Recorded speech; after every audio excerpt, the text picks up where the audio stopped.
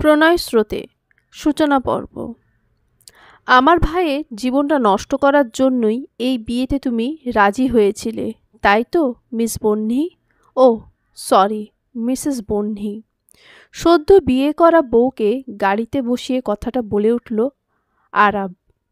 আজ একটু আগেই আজাদ ভিলাতে দুটো বিয়ে কার্যক্রম সম্পূর্ণ হয়েছে। হাসি খুশি দুই পরিবার নিজেদের মধ্যে আত্মীয়তার বন্ধন সৃষ্টি করেছে। বিয়ে শেষে নিজের বাড়ির পথে যাত্রা শুরু করল দুই নবদম্পতি এবং তাদের পরিবার। তবে চলতি গাড়িতে নিজের সদ্য বিয়ে করা বউয়ের উদ্দেশ্যে কথাটা বলে উঠল আরাব। বহ্নি নির্বিকার, দৃষ্টি তার জানলার দিকে স্থির। আকাশটা নিকষ কালোতে নিমজ্জিত না হলেও জ্যোৎস্নাতে ভরপুরও নয়, গুমোট মেঘে পরিপূর্ণ। আর সেই আকাশকেই এক মনে পর্যবেক্ষণ করে চলেছে বহ্নি। বহ্নির কাছ থেকে উত্তর না পেয়ে পুনরায় একই প্রশ্ন করে উঠল আরাব। এবার আরাবের দিকে চাইল বহ্নি। শান্ত তার দৃষ্টি। আরাবের দিকে চেয়েই বহ্নি উল্টো প্রশ্ন করে উঠল, তোমার এমন কেন মনে হচ্ছে যে আমি তোমার ভাইয়ের ক্ষতি করব? বহ্নির এই প্রশ্নে শুনে দমে গেল আরাব। খোঁচাটা ঠিক জায়গাতেই লেগেছে, সেটা বুঝতে অসুবিধা হলো না বহ্নির। মুখে বাঁকা হাসি ফুটিয়ে আবারও আকাশ দেখতে ব্যস্ত হয়ে গেল বহ্নি। তবে দৃষ্টি আকাশের দিকে আছে মানেই যে মনটাও আকাশের কাছে, এটা ভাবা ভুল। বহ্নি তো হিসেব কষতে ব্যস্ত, গত ৩৭ দিনের হিসেব, যেটা বহ্নিকে ভেঙে চুরে পাথরে পরিণত করেছে, অথবা সৃষ্টি করেছে একটা কুৎসিত মনের। এখন থেকে ঠিক ৩৭ দিন আগে চৌধুরী বাড়ির বড় ছেলে ইয়ারাব চৌধুরীর জন্য পাত্রী দেখতে আসা হয় আজাদ ভিলাতে। নারায়ণগঞ্জের জমিদার বংশের ছেলে, আবার ঢাকাতে বড় ব্যবসা আছে, এটা শুনে আর না করেননি তোহান আজাদ। বহ্নিকে দেখতে এসে ইয়ারাবের ফুপি উজ্জয়িনী চৌধুরী আর ভাই আরাব চৌধুরী। জানা যায় কয়েকদিন আগেই নাকি ইয়ারাব বহ্নিকে রাস্তায় দেখেছে আর পছন্দ হয়েছে। নিজের মায়ের সমান ফুপির কাছে নির্দ্বিধায় সেটা জানায় ইয়ারাব। আর তার ফুপিও সময় নষ্ট না করে ইয়ারাবের জন্য বহ্নিকে দেখতে চলে আসে। ১ মাসের মাথায় এনগেজমেন্ট হওয়ার প্রতিশ্রুতি দিয়ে সেখান থেকে বিদায় নেয় আরাবের পরিবার। তবে যাওয়ার আগে বহ্নির হাতে এক টুকরো কাগজ দিয়ে যায় আরাব।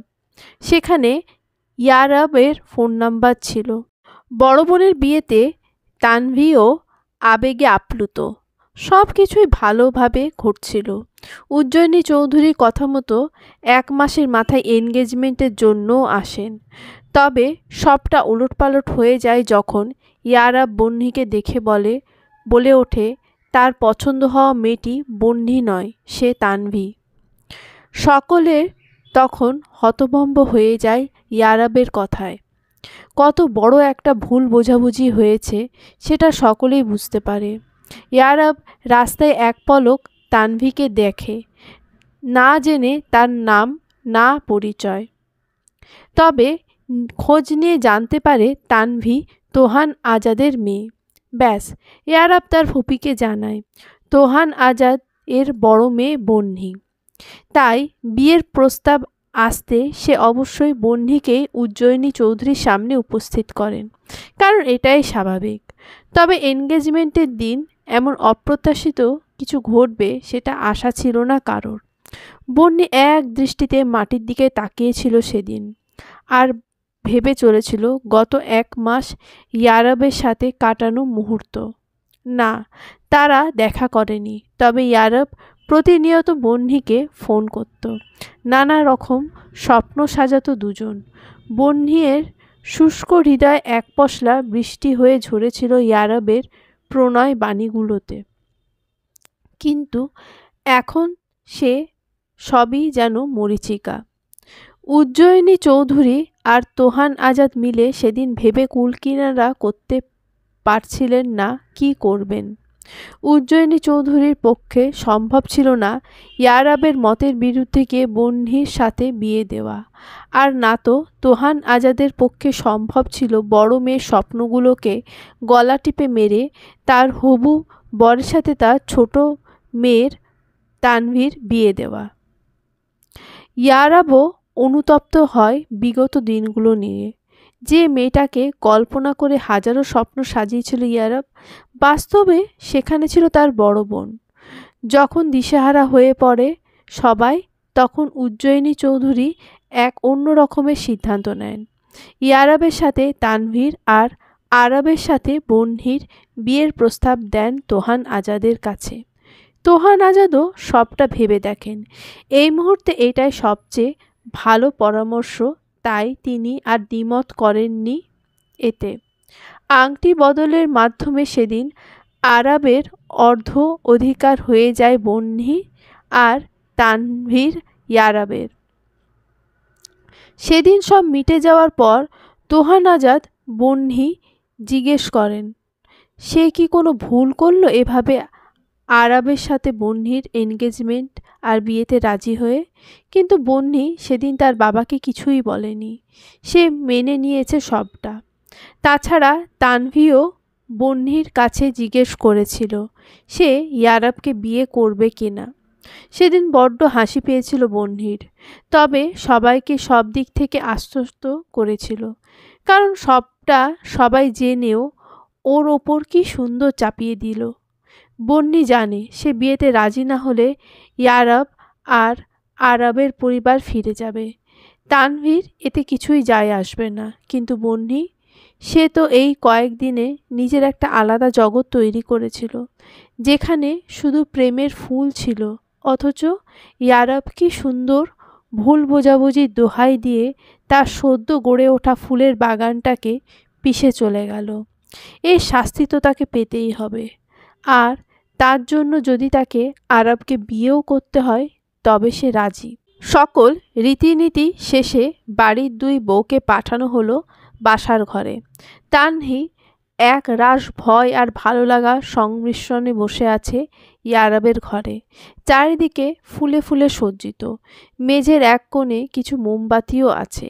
মোমবাতির দিকে তাকাতেই যেন লজ্জারা এসে ভিড় করল তানভীর হৃদয় কোণে। হুট করে যে এভাবে বিয়ে হয়ে যাবে সেটা ভাবেনি তানভী। এই তো 1 সপ্তাহ আগেও বড় বোনের বিয়ে নিয়ে কত স্বপ্ন ছিল, বিয়েতে এটা হবে ওটা হবে বলে কত আনন্দ ছিল, জিজু এটা করবে ওটা করবে বলে বহ্নিকে কতবার লজ্জাও দিয়েছে সে। অথচ সেই মানুষটার বউ হয়ে আজ তার ঘরে বসে আছে তানভী। মানুষটা তাকে পছন্দ করে, ভালোবেসে এই বিয়েটা করেছে, এটা ভাবতেই যেন আরও বেশি লজ্জা লাগতে লাগলো তানভীর। কিছুক্ষণ পরে সেই লজ্জা রাঙা হয়ে ওঠা মানবীর স্বামী নামক মানুষটির আগমন ঘটল ঘরে।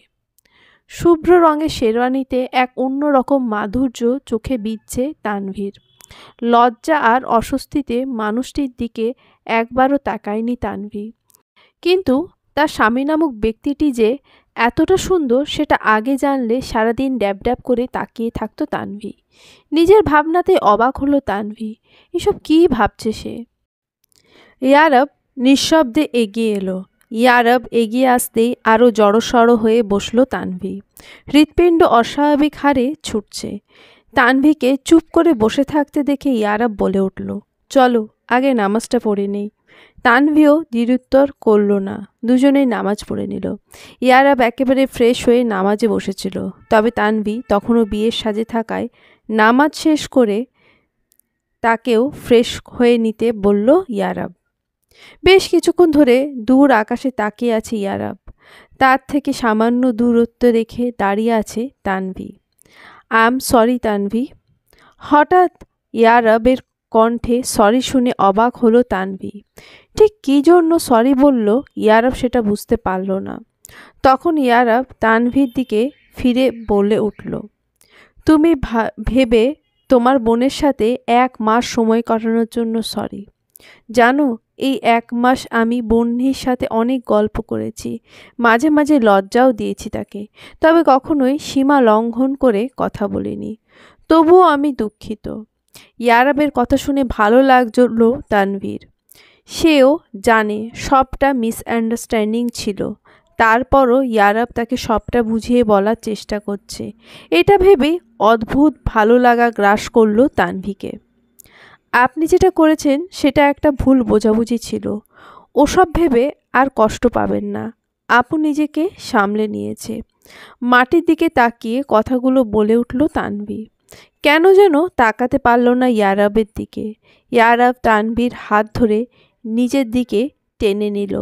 ইয়ারাবের বাহুতে নিজের বাহু স্পর্শ যেন বিদ্যুতের ন্যায় লাগলো তানভীর। ইয়ারাব তানভীকে নিজের পাশে দাঁড় করিয়ে তানভীর কানের কাছে ফিসফিস করে বলে উঠল, আজ সারা রাত গল্প করব আমরা। আবেশে চোখ বন্ধ হয়ে এলো তানভীর। নিজেকে বড্ড সুখী মনে হলো, কিন্তু তার অবচেতন মন জানতেও পারল না দূর থেকে এক দৃষ্টিতে তাদের দিকে তাকিয়ে আছে কেউ। পাশাপাশি ব্যালকনি, তাও কিছুটা দূরত্ব। চৌধুরী বাড়িটা দুতলা, সামনের দিকে ঠিক মাঝ বরাবর সিঁড়ি, আর ডান পাশে শেষেও বাঁ পাশের শেষে ব্যালকনি। এক ব্যালকনি থেকে অন্য ব্যালকনি সরাসরি দেখা যায়, তবে দূরত্বটা কম না। ফুলে সাজানো ঘরটা অসহ্য মনে হচ্ছিল বন্যির কাছে, তাই তো একটু শীতল বাতাস নিতে ব্যালকনিতে এসে দাঁড়িয়েছিল বন্যি। তবে এখানে এসে যে এমন অপ্রত্যাশিত কিছু দেখতে পাবে ভাবেনি। ইয়ারাবদের ঘরের আলো কিছুটা এসে পড়ছে ব্যালকনিতেও, আর সেখানেই দুজন দাঁড়িয়ে গল্প করছে। বন্যির হঠাৎই মনে পড়ে গেল ইয়ারাবের সেই ইচ্ছাটার কথা। সে বলেছিল তাদের প্রথম রাত তারা গল্প করে কাটাবে, একে অপরকে জানবে। বন্যিরও সেইভাবেই রেখেছিল, কিন্তু ভাগ্য কি করল। ইয়ারাব নিজের মনের ইচ্ছা পূরণ করল, তবে বন্যির সাথে নয়, তানভীর সাথে। এক দৃষ্টিতে তাকিয়ে থাকতে থাকতে যে কখন বন্যির চোখ ঝাপসা হয়ে এসেছে সেটা বুঝতেও পারল না বন্যি। তবে দরজা খোলার শব্দ শুনে পেছন ফিরে বুঝতে পারল সে চোখে ঝাপসা দেখছে, আর এজন্য অশ্রুকণা তাই। আরব বন্যিকে খাটে দেখতে না পেয়ে একটু অবাক হলো ঠিকই, তবে সাথে সাথেই নিজেকে সামলে নিল, কারণ ব্যালকনিতে একটা নারী মূর্তির অবয়ব স্পষ্ট। ধীর পায়ে এগিয়ে গেল আরব। ততক্ষণে বন্যি চোখ মুছে ফেলেছে, দৃষ্টি রেখেছে শূন্যে। আরব পাশে এসে দাঁড়ালো, তবে কোনো শব্দ করল না। বন্যি সবটা বুঝেও কোনো সাড়া দিল না। কেটে গেল কিছু মুহূর্ত, দুজনেই চুপচাপ। নীরবতা ভেঙে আরব বলল, আমার ভাইয়ের ওপর তোমার অনেক রাগ না? বন্যি স্থির দৃষ্টি তখনও কালো আবৃত আকাশপানে। বন্যির এমন গা ছাড়া ভাব পছন্দ হলো না আরবের। তখনও গাড়িতে তাকে ইগনোর করেছে, আবার এখনও তাকে ইগনোর করছে। আরব বন্যিকে নিশ্চুপ দেখে হঠাৎই হাত ধরে হ্যাঁচকা টান দিল। মুহূর্তেই বন্যি টাল সামলাতে না পেরে আরবের বুকের উপর গিয়ে পড়ে। হঠাৎই এমন অপ্রত্যাশিত ঘটনার জন্য দুজনে অপ্রস্তুত হয়। জীবনে প্রথম কোনো ছেলের এত নিকটে এসে যেন দিশেহারা হয়ে পড়ল বন্যি। নিজেকে ছাড়ানোর জন্য জোর দিল, তবে আরব নির্বিকার। বন্যির অস্বস্তিটা যেন চোখে পড়ছে না তার। বন্যিকে নিজের সাথেই চেপে ধরে রাখলো আরব। আমাকে ছাড়ো প্লিজ। বন্যির কাতর স্বরে বলা কথাটা যেন ঠিক হৃদয়ে গিয়ে বিঁধল আরবের। এমন কাতর স্বরে কেউ কখনো কোনো দিন আরবের সামনে বলেনি। নাকি বন্যির কথাটা আরবের কাছে বেশি কাতর মনে হলো? উত্তর জানা নেই আরবের। বন্যিকে ছেড়ে একটু দূরে দাঁড়ালো আরব। সরি, অ্যাকচুয়ালি আমি ওভাবে ধরতে চাইনি, কিন্তু তুমি এমনভাবে ইগনোর করছিলে যে। আমতা আমতা করে বলে ওঠে আরব। তার নিজের হৃৎপিণ্ডও তো এখন দিশাহারা। এই প্রথম কোনো নারীর জায়গা পেল তার বক্ষস্থলে, আর অদ্ভুতভাবে শীতলতা ছুঁয়ে গেল আরবের মনের মধ্যে। কিছুক্ষণ নীরব থেকে আরব বলে উঠল, দেখো বন্নি, যা হওয়া তা তো হয়ে গেছে। হয়তো তোমার সাথে যেটা হয়েছে সেটা ভালো কিছু না, তবে আমি চাই তুমি ভাইকে ক্ষমা করে দাও। আরবের কথা শুনে তাচ্ছিল্য হাসল বন্নি, তবে ওই বিষয়ে কিছুই বলল না। কিছুক্ষণ মৌন থেকে তারপর বলে উঠল, আমি তোমার সাথে বেড শেয়ার করতে পারবো না। I need time. তুমি গিয়ে শুয়ে পড়ো, আমি ব্যালকনিতে থাকতে পারবো। আরব আগে থেকেই বুঝতে পেরেছিল এমন কিছুই হবে, তাই আর কথা বাড়ালো না। চলে এলো নিজের ঘরে, লাইট অফ করে শুয়ে পড়ল। পুরো ঘরে কোনো আলো নেই, সবটাই আঁধার, যেমনটা এখন বন্নির মনের কোণে। দূর আকাশের দিকে তাকিয়ে বন্নি বিড়বিড় করে উঠল, আমি খুব খারাপ, আর তাই আমার সাথে বাকিরাও খারাপ থাকবে। কথাগুলো বলতে বলতে দু চোখ বেয়ে নোনা জল গড়িয়ে পড়তে লাগলো বন্নির। সূর্য দিগন্তে বিরাজ করছে বেশ কিছুক্ষণ হলো, কিন্তু যখনই সূর্য নিজের তির্যক চাহনিতে পৃথিবীতে চাইল, তখনই সে তির্যক চাহনির রেশে ঘুম ছুটে গেল তানভীর। নিজের অবস্থান বুঝতে সময় লাগলো কিছুটা। চোখ খুলে ব্যালকনির বাইরে দৃশ্য দেখে তানভি অবগত হলো তারা এখনও ব্যালকনিতে আছে। ইয়ারা বা তানভি একে অপরের কাঁধে বালিশ বানিয়ে গল্প করতে করতে ব্যালকনিতেই ঘুমিয়ে গেছে। নীরবে হাসল তানভি। এমন একটা দিন আসবে সেটা হয়তো কিছুদিন আগেও সে অবগত ছিল না। ইয়ারাবকে ডেকে নিয়ে ঘরে চলে এলো তানভি। ফজরের ওয়াক্ত আর বেশিক্ষণ নেই, জলদি নামাজ আদায় করতে হবে। ফজরের ওয়াক্তের প্রতিদিন ওঠা অভ্যেস হওয়ায় আজও সকাল সকালই ঘুম ভাঙে বন্নির। তবে ঘুম থেকে উঠে এত বড় সারপ্রাইজ পাবে বন্নি, সেটা কল্পনাতীত। আরব বন্নিকে আষ্টে-পৃষ্ঠে জড়িয়ে ধরে নিদ্রামগ্ন হয়ে আছে। কিছুক্ষণের জন্য কিংকর্তব্য বিমূঢ় হয়ে যায় বন্নি। এটা কি করে সম্ভব? সে তো ব্যালকনিতে ছিল, তাহলে বেডে এলো কি করে? তানভিও বন্নিকে জড়িয়ে ধরেই ঘুমাতো, সেই জন্যই ঘুমের মাঝে টের পায়নি বন্নি। কিন্তু নিজেকে ছাড়িয়ে নিয়ে উঠে দাঁড়ায় বন্নি। প্রচণ্ড রাগ হওয়া সত্ত্বেও কিছুই বলল না। ফ্রেশ হয়ে নামাজটা আগে আদায় করতে হবে, প্রশ্নের জবাবটা না হয় পরে নেবে। এগুলো ভেবে এক রাশ ক্ষোভ নিয়ে সেখান থেকে প্রস্থান করল বন্নি। প্রতিদিনের মতো আজও বেলা করে উঠল আরব। ঘড়ির দিকে তাকিয়ে দেখে ঘড়ির কাঁটা 9টা ছুঁই ছুঁই। আশেপাশে বন্নিকে না দেখতে পেয়ে অবাক হলো আরব। তার ধারণা অনুযায়ী কিছুই ঘটেনি। সে ভেবেছিল বন্নি চেঁচামেচিতে ঘুম ভাঙবে তার, কারণ বন্নিকে ঘুমন্ত অবস্থায় কাল ব্যালকনি থেকে ঘরে নিয়ে এসেছে সে, তাও আবার কোলে করে। এত সহজে তো বন্নি আরবকে ছাড়বে না। ভাবতেই ঠোঁটের কোণে মিষ্টি হাসির রেখা ফুটে উঠল আরবের। তার বউটা যে নরম সরম বা দুর্বল নয়, সে আন্দাজ আগে থেকেই আছে আরবের। এখন দেখার পালা তার দজ্জাল বউয়ের এই অপরাধে তাকে কি শাস্তি দেয়। নামাজ পড়ে বন্নি আরবের ফুপির ঘরে গিয়ে রইল। নানা রকম কথা বলল তার সাথে, কারণ একটাই, আরব কাল রাতে নিশ্চয়ই এমনি এমনি বন্নিকে ঘরে আনেনি, কোলে করেই এনেছে। এটা মাথায় আসলেই আরবের মাথা ফাটিয়ে দিতে ইচ্ছে করছে বন্নির। তাই তো ফুপির ঘরে এসে বসে আছে সে। ব্রেকফাস্টের টেবিলে বসে আছে সবাই। আজ সন্ধ্যায় ওদের রিসেপশন, সেটা নিয়েই নিজেদের ফুপির সাথে টুকটাক কথা বলছে আরব আর ইয়ারব। বন্নি চুপচাপ খাচ্ছে, তানভিও তাই। তবে খাওয়ার মাঝে মাঝে ইয়ারবের দুষ্টুমিতে খাবার গলায় আটকায় যাওয়ার উপক্রম হচ্ছে তানভীর।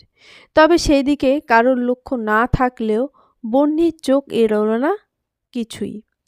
খাওয়া শেষে সকলে চা নিয়ে বসল। আরব ইয়ারব দুজনেই ব্রেকফাস্টের পর চা খায়, সেই জন্য বাকিরাও শেষে চা নিল। তবে চা মুখে দিতেই ইয়ারবের চোখ মুখ কুঁচকে এলো। এটা চা নাকি করলার রস? বাকিরা নির্বিঘ্নে চা খাচ্ছে, শুধুমাত্র ইয়ারবের এমন অবস্থা। সকলের সামনে কিছু বলতেও পারছে না। যতই হোক, সামনে তার সদ্য বিয়ে করা বউ আর ছোট ভাইয়ের বউ আছে, তাই বাধ্য হয়েই চোখ মুখ বিকৃত করে কোনো রকমে চাটা শেষ করে উঠল ইয়ারব। তবে যাওয়ার আগে যদি একবার বহ্নির দিকে তাকাতো তাহলে চোখে পড়তো তার মিটিমিটি হাসি। বিশ্রামের জন্য নিজের ঘরে এসে বসেছে তানভি। একটু পরেই পার্লারের লোকেরা আসবে। তখনই ঘরে ঢুকলো ইয়ারাব। চোখ মুখ এখনো বাঁকিয়ে রেখেছে সে। তানভি খেয়াল করলো বিষয়টা। আপনার কি কিছু হয়েছে? জিজ্ঞেস করে উঠল তানভি। ইয়ারাব উত্তর দিল না। ধীর পায়ে এগিয়ে এলো তানভির দিকে। হঠাৎই ইয়ারাবকে এগিয়ে আসতে দেখে ভড়কে গেল তানভি। এমন কাজে কারণও খুঁজে পেল না সে। তবে ইয়ারাবের চাহনি যেন সুবিধার ঠেকছে না তার কাছে। ইয়ারাব তানভির কাছে এসে এগিয়ে আসতে আটকে দিল তানভি। ভয়ে ভয়ে বলে উঠল, আপনি আমাকে কথা দিয়েছিলেন। তানভির কথা শুনে ঘর থেকে বেরিয়ে আসে ইয়ারাব। একটা দীর্ঘশ্বাস ফেলে চলে যায় ব্যালকনিতে। ব্যালকনিতে কালকে যেখানে দাঁড়িয়েছিল ইয়ারাব এখনও সেখানেই দাঁড়িয়ে আছে সে। কালকে ঠিক তার পাশেই দাঁড়িয়েছিল তানভি। এখানে দাঁড়িয়েই তানভি আদায় করে নিয়েছিল একটা কঠিন শর্ত গতকাল রাতে। আপনাকে কিছু বলার ছিল আমার, মিনমিন কণ্ঠে বলে উঠল তানভি। বলো। আপনার কি মনে হয় না যেটা হয়েছে ভুল বোঝাবুঝি হলেও সেটা আপনির সাথে অন্যায় হয়েছে? তানভীর কথায় চুপ করে রইল ইয়ারাব। কোনো জবাব দিল না। ইয়ারাবকে চুপ থাকতে দেখে তানভি বেশ সাহস নিয়ে বলে উঠল, আপনি এই বিয়েতে খুশি নয়। পরিস্থিতিতে পড়ে বাধ্য হয়ে বিয়েটা করছে ঠিকই, তবে সবটা সহজে মেনে নিতে সময় লাগবে আপনির। আমি তোমার কথা বুঝতে পারছি তানভি, কিন্তু আমি কি করব ভেবে পাচ্ছি না। আমি চিনি আপনিকে। আপনি একটু চাপা স্বভাবের, তবে তার থেকে বেশি অভিমানী। তবে একবার যদি ছোট ভাইয়াকে ভালোবাসতে শুরু করে সবটা ঠিক হয়ে যাবে। আমিও সেটা চাই তানভি। একজনকে ভালোবেসে অন্যজনকে বিয়ে করা সম্ভব ছিল না আমার পক্ষে। সেই জন্য তোমার বোনকে কষ্ট দিয়ে বসলাম। বড়রা একটা সলিউশন বের করলো ঠিকই, তবে সেটাও পারফেক্ট না। কিন্তু এখন আমার কি করা উচিত ভেবে পাচ্ছি না আমি। আমার মনে হয় আপনি ছোট ভাইয়ার সাথে থাকতে থাকতে সবটা ঠিক হয়ে যাবে। তবে তবে ভ্রু কুঁচকে জিজ্ঞেস করে উঠল ইয়ারাব। তবে যতদিন না ওদের সবটা ঠিকঠাক হবে ততদিন আমরাও দূরত্ব বজায় রাখব। তানভীর কথা শুনে চোখ বড় বড় করে তাকায় ইয়ারাব। মুহূর্তে উত্তেজিত হয়ে বলে ওঠে, এই মেয়ে, তুমি আমাকে ছেড়ে অন্য কোথাও থাকার প্ল্যান করছো নাকি? না, আমি সেটা বলিনি। তবে আমি চাইছি যে। ইতস্তত করে বলে উঠল তানভি। কথাটা ঠিক বলে উঠতে পারছে না। ইয়ারাব নিঃশব্দে হাসল। তারপর তানভীর কানের কাছে গিয়ে ফিসফিস করে বলে উঠল, শাস্তিটা কঠিন, তবে মেনে নিলাম। আগে ভাইয়ের সংসার ঠিক করব, তারপর নিজের। ইয়ারাবের কথায় স্বস্তির হাসি ফুটে উঠল তানভীর মুখে। অন্যদিকে ঘরে ঢুকতে একের পর এক বালিশের বর্ষণ শুরু হলো আরাবের ওপর। হ্যাঁ, বন্যি একটার পর একটা বালিশ ছুঁড়ে দিচ্ছে আরাবের গায়ে। আরাব প্রথমত হতভম্ব হয়ে গেলেও বিষয়টা বুঝতে সময় নিল না। বালিশ সব ছোড়া শেষ হলে বেড সাইড থেকে ফুলদানিটা ছুঁড়ে দিল আরাবের পায়ের কাছে। একটুর জন্য পায়ে লাগেনি আরাবের। রাগে হিসহিস করছে বন্যি। বন্যিকে এত রেগে যেতে দেখে আরাব ভেবে পেল না কি করবে। বন্যি আবারও একটা শোপিস তুলে ছুঁড়ে দেওয়ার আগে আরাব ছুটে এলো বন্যির কাছে। বেশ ধমক দিয়ে বলে উঠল, কি করছো তুমি? পাগল হয়ে গেছো? এভাবে জিনিস কেন ছুঁড়ছ? তোমার সাহস কি করে হয় আমাকে কোলে নেওয়ার, আমার অনুমতি না নিয়ে আমাকে ব্যালকনি থেকে নিয়ে আসার? রাগে ফোঁস করতে করতে বলে উঠল বন্যি। বিষয়টা এবার বোধগম্য হলো আরাবের। বন্যির আর একটু কাছে এগিয়ে এসে বলে উঠল, সারা রাত ব্যালকনিতে তোমাকে রাখবো তুমি ভাবলে কি করে? মানে মানে তখন তোমার মাথা গরম ছিল তাই কিছু বলিনি, কিন্তু তাই বলে তোমায় একা একা ব্যালকনিতে ফেলে রাখতাম আমি? যদি তুমি বধূ নির্যাতনের মামলা করো আমার নামে? আরাবের এমন রসিকতায় গা যেন জ্বলে উঠল বন্যির। আরাবের দিকে তেড়ে গিয়ে ওর কলার চেপে ধরার আগে অস্ফুট স্বরে আর্তনাদ করে বসে পড়ল মাটিতে। আরবের পায়ে জুতো থাকায় রুমের মধ্যে পড়ে থাকা ভাঙা ফুলদানির অংশ পায়ে লাগেনি তার, কিন্তু বন্যির খালি পায়ে থাকায় তা বিঁধে গেছে তার পায়ে।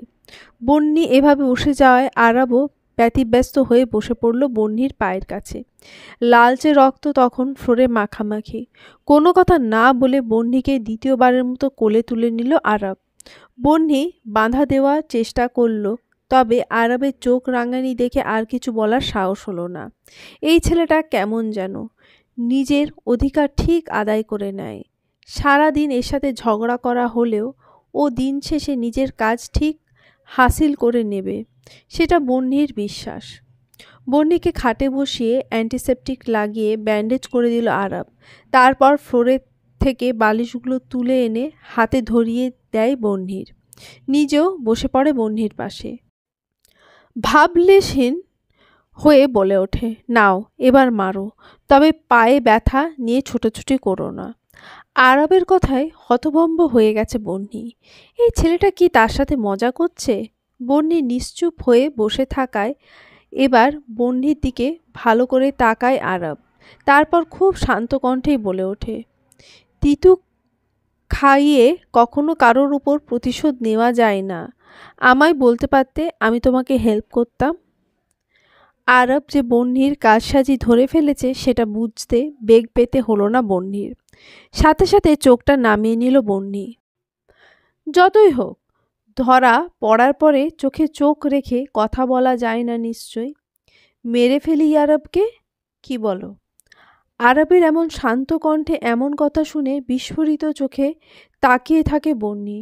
তবে আরব নির্বিকার, যেন খুব স্বাভাবিক কোনো কথা বলেছে সে। তুমি এসব কি বলছো? তোমার ভাই হয় আরব। কাঁপা কাঁপা কণ্ঠে বলে ওঠে বন্যি। দেখো বন্যি, আমার ভাই তোমাকে রিজেক্ট করে তোমার বোনকে বিয়ে করেছে। এখানে আমার ভাই আর তোমার বোন দুজনেই দোষী। একজন তোমাকে ঠকালো, অন্যজন তাকেই বিয়ে করলো। এখন যদি ইয়ারবকে মেরে ফেলি তাহলে আমার ভাই শাস্তি পাবে, সেই সাথে তোমার বোনও বিধবা হয়ে শাস্তি পাবে, আর তোমার প্রতিশোধও পূরণ হবে। আমি কিন্তু সবটাই ভেবে বলছি, তুমি ভেবে দেখো একবার। আরবের কথা শুনে মাথা ভোঁ করে ঘুরছে বন্যির। ইয়ারব আর তানভি তার সাথে অন্যায় করেছে, তবে তাই বলে তাদেরকে এত বড় শাস্তি কখনোই দিতে পারবে না বন্যি। এখন ও এতটাও পাষাণ হয়ে যায়নি সে। তুমি এসব কি উল্টোপাল্টা কথা বলছো? এই আইডিয়াটা ভালো লাগলো না। তাহলে তানভি ভাবি সাথে ভাইয়ের ডিভোর্স করিয়ে দিই, আমরাও ডিভোর্স নিয়ে নিই, তারপর তোমার সাথে ভাইয়ের বিয়ে দিয়ে দিই। এটা ঠিক আছে? না, বেশ জোরে বলে উঠল বন্যি। তোমার ভাইকে আমি কখনো বিয়ে করব না। আই জাস্ট হেট হিম। একটা মাসে তোমার ভাইয়ের প্রতি আমার ভালো লাগা তৈরি হয়েছিল, কিন্তু তোমার ভাই আমার সাথে যে কাজ করেছে তারপর আমার মনে তার জন্য শুধু ঘৃণাই আছে। Did you understand that? আঙুল উঁচিয়ে কথাটা বলে উঠল বন্যি। এতক্ষণ নিজের মুখের আদর স্বাভাবিক রাখলেও এবার রহস্যময় হাসি হেসে উঠল আরব। তুমি যে ভাই বা ভাবির কোনো ক্ষতি করতে পারবে না সেটা আমার থেকে ভালো কেউই জানে না বন্যি। তাহলে শুধু শুধু কেন রাগ পুষে রেখেছ? ক্ষমা করে দাও না ওদের, প্লিজ। এতক্ষণে আরবের কথার আসল মানে বুঝতে সক্ষম হলো সে। সত্যিই তো, সে চাইলে ইয়ারব আর তানভীর কোনো বড় ধরনের ক্ষতি করতে পারবে না। তবে কি এমন ছোট ছোট কিছু শাস্তির জন্য সে আরবকে বিয়ে করতে রাজি হয়েছিল? নিজেই নিজেকে প্রশ্ন করে উঠল বন্যি। দক্ষিণা বাতাসে চারিদিক ভরপুর। ঝড় উঠেছে, হয়তো বৃষ্টিও হবে। বৃষ্টি হওয়ার পর হয়তো ঝড় শান্ত হয়ে যাবে। কিন্তু যে ঝড় বন্যির মনের মধ্যে চলছে সেটা কি বর্ষণ হয়ে থেমে যেতে পারবে? এক প্রকার নিজের সাথে যুদ্ধ করে রিসেপশনটা পার করছে বন্যি। এত পরিচিত অপরিচিত লোকের ভিড়ে ও বিষাদের তাড়নায় দগ্ধ হচ্ছিল হৃদয়। সে দগ্ধ হৃদয় নিয়ে সৌজন্যের হাসি হেসেছে বারবার। হঠাৎই বন্যির খেয়াল হলো আজ প্রায় 2 দিন এ বাড়িতে সে। একই সাথে তার আদরের বোনটিও। অথচ বিনা কারণ ছাড়া একবারও তানভীর সাথে কথা বলেনি সে, সামনে অবধি যায়নি। মা চলে যাওয়ার পর ওরা দুই বোনই তো একে অপরের সঙ্গী ছিল। ওদের বাবা এই বিয়েতে রাজি হওয়ার প্রধান কারণ ছিল ওরা দুই বোন একই বাড়িতে থাকতে পারবে। বাবা হিসেবে কি খুব ভুল কিছু চেয়েছিলেন তিনি? প্রশ্ন জাগলো বন্যির মনে। ছোট থেকেই তানভী বন্যিকে ছাড়া অচল, এই জন্য সে এই বিয়েতে রাজি হয়েছে। সদ্য 18তে পা দেওয়া তার বোনটি নতুন পরিবারে স্বাদ উপভোগ করতে, নতুন মানুষকে নিয়ে ঘর বাঁধতে আর নিজের বোনের ছায়াতলে থাকতে যে অন্য কোনো কিছু চিন্তা না করে এই বিয়েটা করেছে, সেটা তো বন্যি বোঝে। তাহলে কি করে পারল বন্যি তার বোনকে অবহেলা করতে? প্রশ্নটা উদয় হতে মনের ছায়াকোণে লুকায়িত মাতৃসত্তা যেন জেগে উঠল বন্যির। নিজের কাছে কেমন অপরাধী মনে হচ্ছে তাকে। সত্যি তো সবটা ভুল বোঝাবুঝি ছিল। ইয়ারাব না জেনে তার সাথে অন্যায়টা করে ফেলেছে, কিন্তু সে যে সিদ্ধান্ত নিয়েছে সেটা তো জেনে শুনেই। আংটি বদলই এখনকার দিনে সব নয়। সে চাইলেই বিয়েটা ভেঙে দিতে পারত, কিন্তু না, জেদের বয়সে এত বড় একটা সিদ্ধান্ত নিয়ে নিল বন্যি। আজ রিসেপশনে তানভী অনেক বেশি ঘাবড়ে গিয়েছিল। বিয়ের দিন ওদের বাড়ির আত্মীয় বেশি ছিল, সকলে প্রায় পরিচিত, কিন্তু আজকে হাতে গোনা কয়েকজন বাদে বাকি সবাই অপরিচিত। এত অচেনা মানুষের ভিড়ে তানভী বারবার নার্ভাস হয়ে বন্যির দিকে চাইছিল, কিন্তু বন্যি যেন দেখেও দেখতে পাচ্ছিল না। এতটা নিষ্ঠুর কি করে হলো বন্যি? আমি এত কঠিন কি করে হতে পারলাম? নিজেই নিজেকে বলে উঠল বন্যি। দু চোখ বেয়ে গড়িয়ে পড়ছে নোনা জলের ধারা। এই মুহূর্তে ঠিক কী করণীয় তার ভেবে পেল না। আখি জোড়া থেকে অনবরত বর্ষণ ঝরছে, যেমনটা প্রকৃতি এখন বর্ষণ বিদ্যমান। দূর আকাশে তাকিয়ে থাকতে থাকতে কখন যে চোখে আধার নেমে ঘনিয়ে এলো বুঝতেই পারল না বন্যি। অনবরত কারোর ডাকাডাকিতে যেন ঘুমের ব্যাঘাত ঘটল বন্যির। সেই সাথে চোখে মুখে তো পানির অস্তিত্ব স্পষ্ট। ধীরে ধীরে চোখ মেলে তাকালো বন্যি। চোখ খুলতেই দেখা মিলল আরাবের চিন্তিত মলিন মুখখানা। আরাব আস্তে করে উঠিয়ে বসিয়ে দিল বন্যিকে। দাঁতস্থ হওয়ার একটু সময় দিল। তারপর উদ্বিগ্ন কণ্ঠে জিজ্ঞেস করে উঠল, তুমি ঠিক আছো? জ্ঞান হারালে কি করে? আমি খুব খারাপ, তাই না? আমাকে বিয়ে করে তুমি ভুল করেছো, তাই না? ভালো মন্দ কোনো কথা না বলে বন্যি এমন কিছু বলে উঠবে সেটা ভাবেনি আরাব। হঠাৎ এমন কথার কারণ ঠিক বুঝতে পারল না আরাব। তবে এটা বুঝল, এই মুহূর্তে তার অর্ধাঙ্গিনীর মনের মধ্যে বয়ে চলা ঝড়। একটু এগিয়ে গিয়ে বসল আরাব, বন্যির বেশ অনেকটা কাছাকাছি। মাথায় আলতো করে হাত বুলিয়ে বলে উঠল, তুমি খারাপ নও। হুট করে ঘটে যাওয়া ঘটনাটা ঠিকমতো বুঝে উঠতে পারোনি, মেনে নিতে পারোনি, আর কিছু না। দেখো, সবটা ঠিক হয়ে যাবে। আরাবের কথা শুনে আরাবের দিকে ফ্যাল ফ্যাল করে তাকিয়ে রইল বন্যি। মস্তিষ্ক যেন ফাঁকা ফাঁকা লাগছে।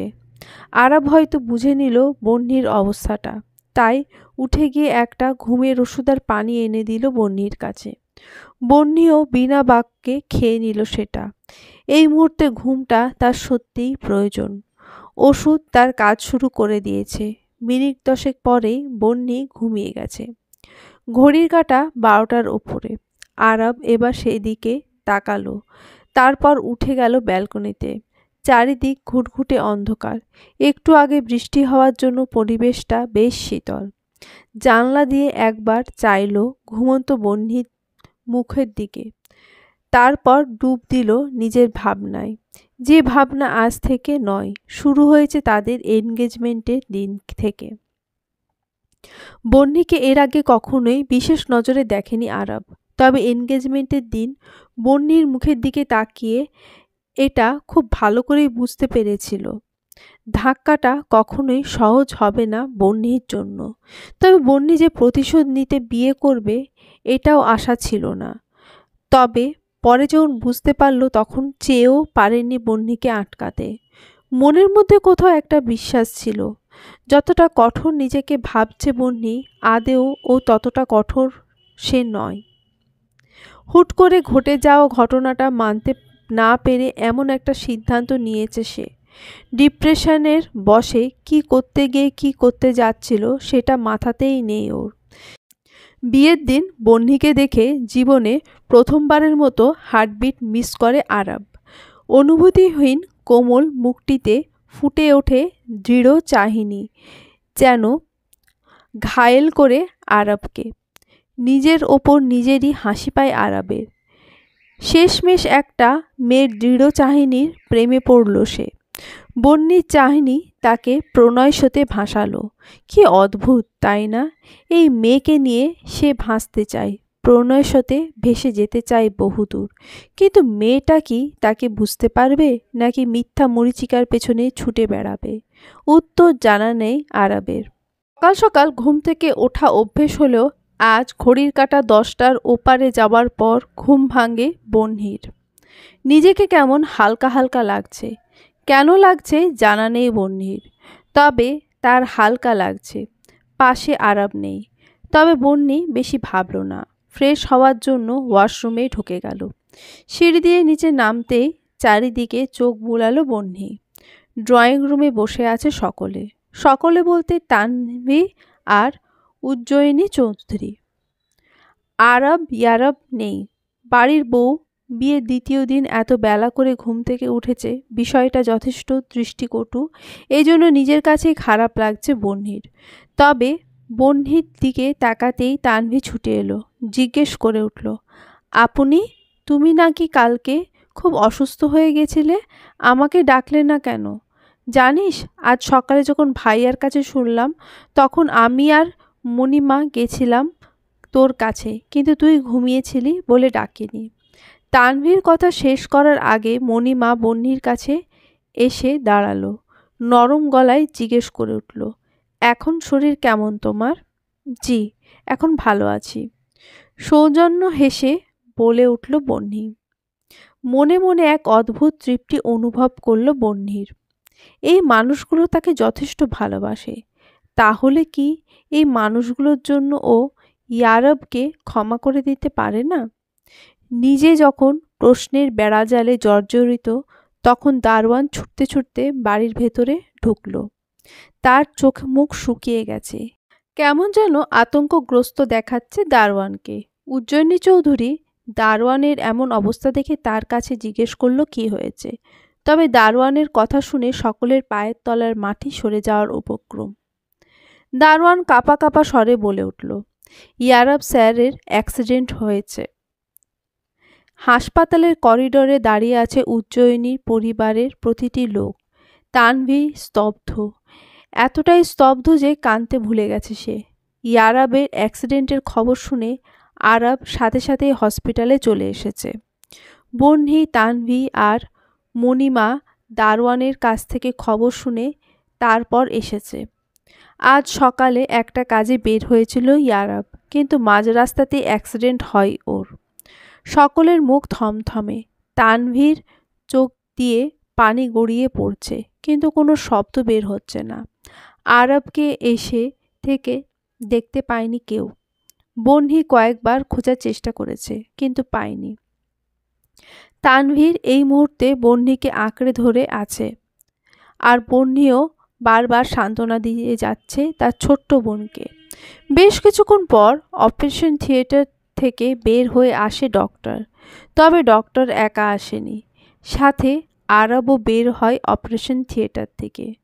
বন্যি আরবকে দেখে অবাক হয়, তবে সেদিকে এখন ধ্যান দেওয়ার সময় নেই। সকলে এখন আগে জানতে চায় ইয়ারবের অবস্থা। চলবে।